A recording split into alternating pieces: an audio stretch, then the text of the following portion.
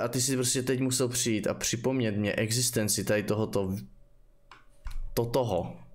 Proč? Jako? Proč mi to děláš? Proč se tak chováš, ty kurvo? Malé děti. No, aspoň zase namrdám bude. Vladimír Redík.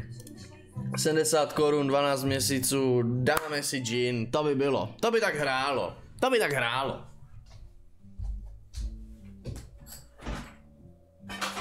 Se na to třeslo od rána, nachlazený, krásný. Já si do ní hodím kačku. Objednal jsem tu klímu, takže v pátek už snad to dorazí, takže už se tu nebudu potit jak píča, ale řeknu vám, jaký já jsem měl dneska podivný den zase. Na rybičky. Do pokladničky. Jinak samozřejmě zdravím vás všechny. Ahoj lidi, mám vás rád. Těšil jsem se na vás. Kamo, včera, to začalo včera celé. Dneska to pokračovalo. Včera večer, ty piče, to je zase rakecka. Včera večer mě zavolal můj pronajímatel, majitel bytu mě zavolal, jakože, víš, ten, co mu to tady patří, já tu jenom jako tak žiju za peníze. Ale zavolal mě ten, co mu to tady patří. A říká, no, já přijdu zítra, jakože dneska. A já úplně kámo, že proč, jak pičo, na co, jako proč? A on že no, hej, je tady takový problém, tady byl. Nebo problém. Já jsem, víš jak je digestoř, ne? Prostě diziskoř. No má digestoř nad varnou deskou. Tak tam není udělaný vývod do šachty. Já jsem tam měl uhlíkový filtr daný. Už od jak živa prostě. Který je úplně na piču, protože se musí měnit. A stejně to vůbec nefunguje. Prostě úplně na piču. A ten borec si třeba po 10 letech, co tady ten byt stojí, řekl, že to takhle nechce a že tam chce udělat vývod do šachty. Jakože od toho digestořu. Tak mi včera volal, že dneska přijde. A já kámo ho fakt nemám rád, on je úplný trotl, to zjistíte ještě, že dneska přijde. A já úplně, že píča, no, tak dobré, no, tak jo. On že, no, to bude na 15 minutek, to bude hned, to bude rychlovka, já vás tam nebudu otravovat dlouho, to bude hned. Říkám, tak jo. A pak mě zavolal ještě večer, no a já budu malovat ještě u vás, chcete? Já říkám, a co jako malovat? A kamo, já jsem měl v kuchyni hnědou zeď, jakože hnědou barvu, kterou tam dal taky on. A on si potom teďka uvědomil, že už se mu to nelíbí. Přitom on tady ani nebydlí. Takže mu to může být úplně jedno, jakou já tady mám barvu v kuchyni. On že, no mně se to už nelíbí, já to chci vymalovat. Úplně včera večer, víš co? A úplně píčo, to si nemohl najít, kamo, lepší den, mně se fakt jako nechce dneska, no. A já jsem se z toho zkoušel vykroutit, že jako moc nemůžu. A on že, no tak, však já vás tam nepotřebuju, já si to udělám sám. Tak si říkám, no tak to ani omylem, ještě tady budeš šmejdit, píčo, budeš tady zglíňat, vole, to tady radši budu, no. Vladimír Redík. Kamo, hej, on přišel a hej, já jsem v životě nikdy by mě nenapadlo, že uvidím, jak se někdo snaží přemalovat hnědou barvu na bílo. To by mě v životě nenapadlo, že někdy něco takového uvidím. Každopádně dneska jsem to viděl. Normálně ten týpek zkoušel přemalovávat hnědou barvu na bílo a divil se, že to nekryje. Fakt? Ty piče, to by mě v životě nenapadlo, co to třeba oškrábat nejdřív, víš, jakože ono to není jako na 15 minut tady toto. Víš, Natálko, ahoj, Minervo, ahoj. Už tady v Olomouci není bezpečno. Takže kámo, maloval to tady, hej, no počkej, já musím udělat jednu věc. Já vám to musím jít vyfotit, jak je udělaný ten vývod, to je prostě bomba, to je, pičo, to je něco, vole, to je, kámo. To je fachman, pičo, to svět neviděl, vole. To je rakece, piča.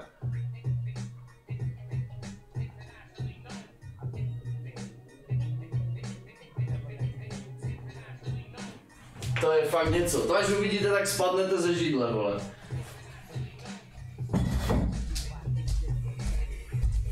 Tak. To jde přemalovat, jo, ale asi ne během 15 minut, že? Logicky to nepřemaluješ během jedné vrstvy, vole. A on se divil, že mu to nekryje. On to maloval, tu hnědou a říká, to nekryje, no, to budeme muset ještě asi jednou. A nakonec tam jsou asi 4 vrstvy, jo. A byl tady tak 4,5 hodiny. Ale to je jedno.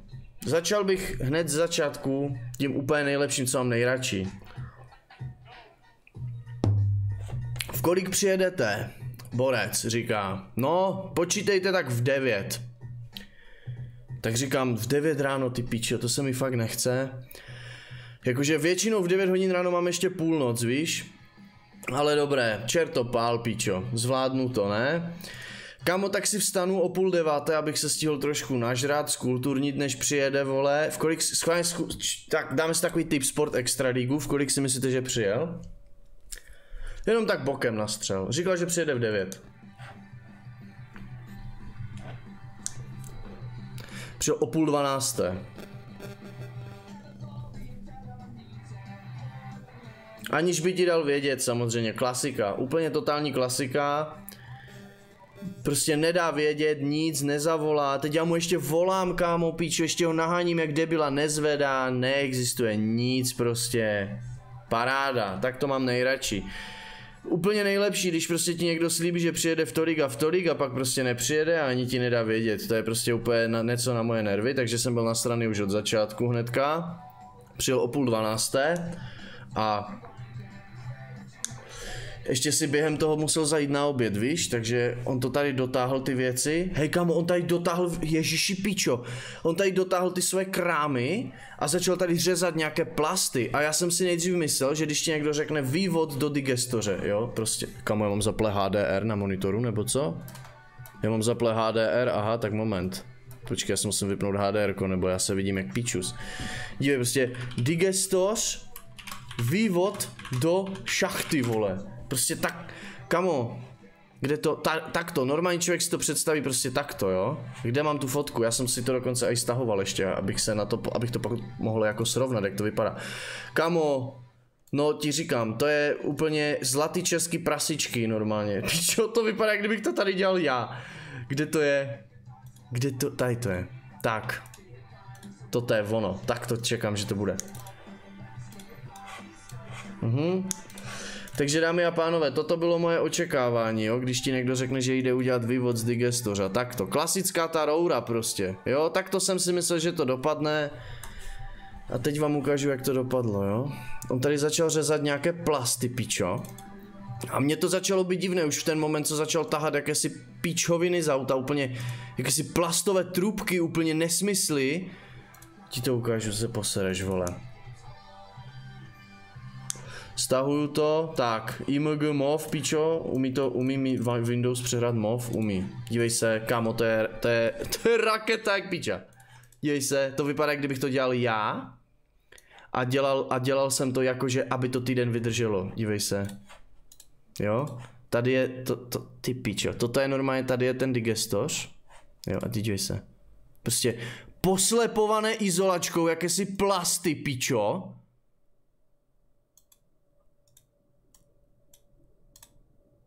A to je ono. On to normálně poslepoval izolačkou dohromady, chápeš? A dal to sem a řekl, že se mu to líbí, že to je dobré. Já jsem na to čuměl, já jsem se ho ještě ptal. Říkám, vy ještě přijedete? A on že, ne, proč? Já říkám, to budete dodělávat, ne? A on že, a co? Říkám, toto? Ty to tak přece nemůžeš nechat, ne? Ty to přece Ty to, kamo, hej. Já teďka, když se otočím a se na to podívám, tak to vypadá jak v nějakém komunistickém hostinci, ty pičo. To je normálně nějaký komunistický úplně hostinec, vole, u Tlusťocha nebo něco takového, který prostě smrdí pičo párkama, vole, nebo to je úplně strašné, kámo. To je úplně strašné. A nejhorší jsou ty ostré úhly. Úplně ty, prostě tam máte asi 4 ostré úhly tam má. Já bych strašně chtěl vidět, jak tam proudí ten vzduch, pičo, týma ostrýma úhlama, vole. To musí být úplně bomba. No ale teďka počkej, ne? On tak to tady vymaloval, vole, ne? A prostě maloval tady, kámo, a teď ještě uprostřed toho si zašel na oběd. A já ho hrozně nemám rád, on je takový, že dělá hrozně trapné vtipy, kámo. On je prostě můj asi 48 roku, ale normálně od 8letého děcka by si slyšel lepší vtipy prostě. Hej, on sem přišel do toho bytu a on sem moc jako nechodí, vole, jo. A on sem přišel do toho bytu a viděl, že mám tady foťák, stativy, píčo, softboxy, mikrofon. On sem přišel a říká: Ježišmarja, co to tady máte? Vy tady točíte gay porno? A začal se strašně smát sám sobě, že řekl, že tady točím gay porno. A já jsem, kámo, já nevím, co jsem mu na to měl říct, jako víš, prostě, jako nečekáš, že toto ti řekne člověk, kterému prostě je 50 roku a má, vole, pronajímat třeba 120 bytů, vole, jakože gay porno, chápeš? Já jsem se na něho podíval a já mu říkám: proč to první, co vás napadne, je gay porno? A on mi na to neodpověděl, on na mě zůstal jenom čumět a nic a šel si pro věci. Tak píčo, jako kamo, já nevím, jestli to byl jako nějaký pokus o urážku, jako, nebo já nevím, co tím chtěl říct, vole, nerozumím. A teďka pozor, vole, byly otevřené okna, protože tady maloval, ne? Jo, jinak ještě když maloval tu zeď na bílo, tak si u toho no, kámo, normálně, on si u toho zpíval Bílá síla, Bílá liga a pak ještě bílá, komu by se nelíbila. Normálně si u toho zpíval, já jsem tady seděl, já jsem říkal: ty vole, to nemyslíš vážně, co to je za člověka, ty vole? Rozumíš? A pak ještě byly otevřené okna venku a začala venku mňoukat kočka prostě. Normální věc na sídlišti, mňouká kočka. A on furt říká: co to tam řve venku, ježišmarja? Říkám: kočka mňouká. A on mi říká: no, to se koupí takovej červený bombónek a to se ty kočce dá a je po mňoukání. Jakože ji otrávíš, víš? Píčo. To je sranda, ty vole. Kamu, je ti 50 roků, ty kokote, nechceš se chovat už jako dospělý člověk třeba? Prostě úplně, kamo, co to je za keci, ty píčo? Úplně strašný srandista, jako víš prostě. A teďka on odešel na ten oběd, kámo. Jakože ty píčo, ne, asi úplně kepuč. A on odešel na oběd, protože samozřejmě logicky nepřijel v 9 hodin, máte suzdar, nepřijel v 9 hodin, přijel o půl 11, tak, nebo o půl 12, takže si logicky musel zajít na oběd, protože píčo samozřejmě tady nebude dělat s prázdným žaludkem, takže ještě mě zdržel třeba o hodinu, já mu říkám: jo, jinak mimochodem, borci, na ten oběd odcházel o půl 12, hned vlastně jak přijel, on si tu jenom vyskládal věci a šel do píče prostě. A odcházel na ten oběd. A já mu říkám: v kolik přijdete, ať vím, jakože... Ne, já bych mu uvařil ten červený bombónek, bych mu nejradši uvařil. A mu říkám: v kolik přijdete? On že: no, počítejte tak půl hoďky, 45 minut. Pičo, přišel o půl 3. Já vůbec nevím, kde byl. Jako, kamo... Nevím. Prostě tady rozkrámované pičo, borec skoro 4 hodiny v prdeli, vole. Tak se to dělá, přesně tak se to dělá, vole. A pak, kamo, on mi ještě říkal: já jak půjdu sem, tak já vám zavolám. On mi ještě říkal, že mi zavolá. A já říkám: dobře, budu mít telefon u sebe, tak mi zavolejte. A teď jsem nechodil, říkám: pičo, tak já už asi nevím, jestli nepřijde nebo nevím. Šel jsem na hajzl, šel jsem srát, protože pičo jsem to tady v sobě držel 4 hodiny, tak jsem šel srát.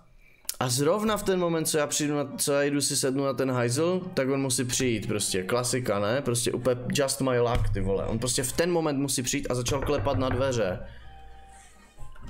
A říkám: no dobré, no tak pičo, já tady na tebe čekám, vole, od 9 od rána, tak prostě počkáš 2 minuty, ne? A furt úplně agresivně začal klepat na ty dveře, tak jsem otevřel dveře od toho hajzlu, říkám: jsem na záchodě. A on že, úplně bylo slyšet z té chodby, jak říká: co? Tak já už jsem byl zase, mu říkám: seru. Prostě seru. A on že: aha, tak rychle, jo? Jo, kámo, úplně hned teď vstanu s tou osratou prdelou, ty sice 4 hodiny se flákáš někde, ale já teď vstanu a s tou osratou žití ti půjdu otvírat dveře, píčo.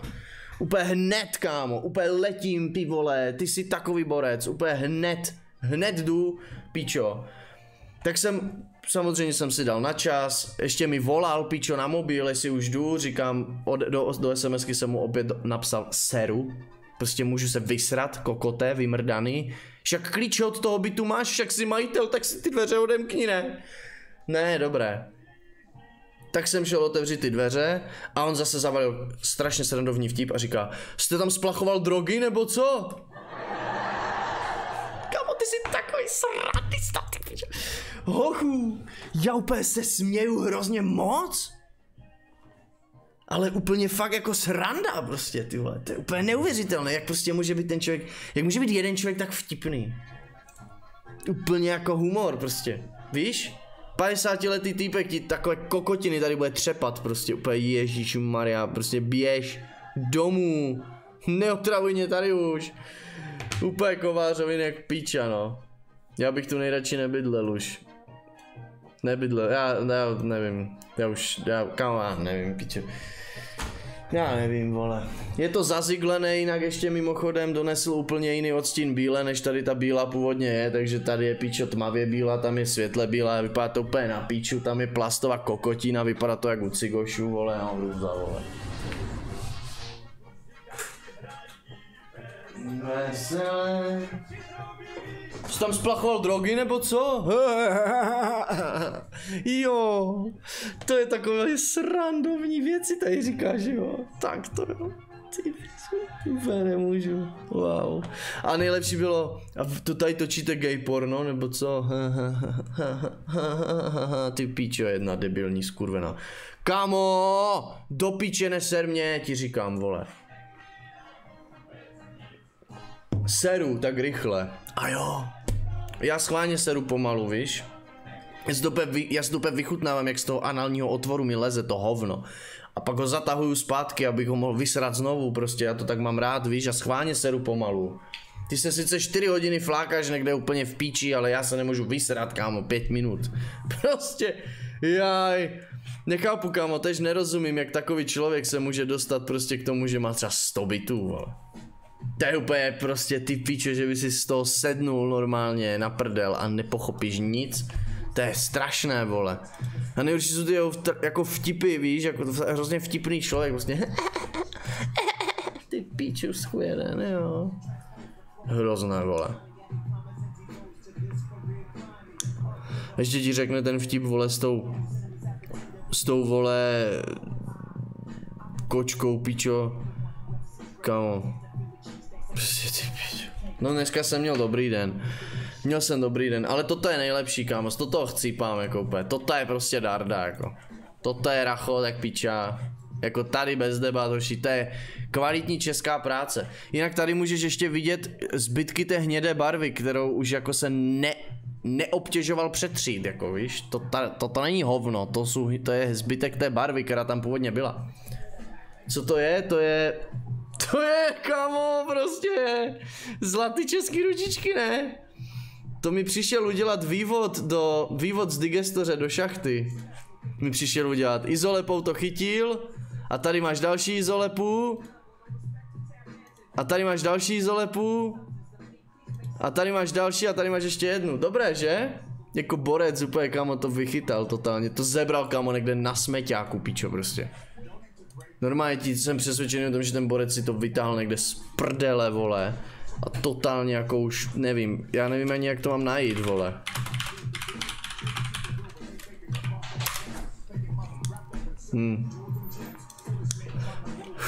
Tady prostě toto, no má trubku.